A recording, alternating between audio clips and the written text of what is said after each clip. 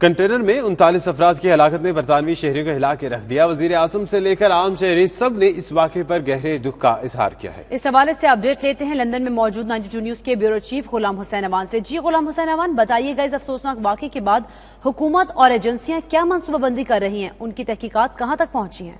जी बिल्कुल, जो 2 रोज कबल लंदन के अंदर अफसोसनाक वाकया जो पेश आया था, जब 39 जो लोग हैं वो ट्रेलर के अंदर मुर्दा हालत में पाए गए, तो पुलिस की तफ्तीश तो वैसे जारी है। ताहम आज मीडिया रिपोर्ट्स के मुताबिक ये बात कंफर्म हो चुकी है कि उसमें कोई पाकिस्तानी जो है वो उन हलाक शुदगान में शामिल नहीं है, लेकिन अभी तक जो है वो लंदन पुलिस बहुत सीरियसली इस वाक़े को ले रही है। चूँकि लंदन के अंदर जब वो ट्रेलर दाखिल हुआ तो उस वक्त इतनी लाशें जो है यहाँ पर बरामद हुई, और जो इंटेलिजेंस एजेंसियां हैं बरतानिया की, स्कॉटलैंड यार्ड, सब इसको बहुत सीरियसली इस मैटर को ले रहे हैं। और वो ड्राइवर ज़ाहिर है उस वक्त से गिरफ्तार है। इसके अलावा इसका जो दायरा कार है वो बल्गारिया तक वसी किया जा रहा है कि जहाँ से ये ट्रेलर चला उधर उस वक्त से इसके साथ कौन था, कौन लोग इस कदर मुलव्वस थे, जो कि ह्यूमन ट्रैफिकिंग के अंदर तो लोग थे, वो सारा जो है वो इसको इन्वेस्टिगेट किया जा रहा है। सारी सूरत हाल के ऊपर जो है वो स्कॉटलैंड यार्ड की पुलिस की नज़र है।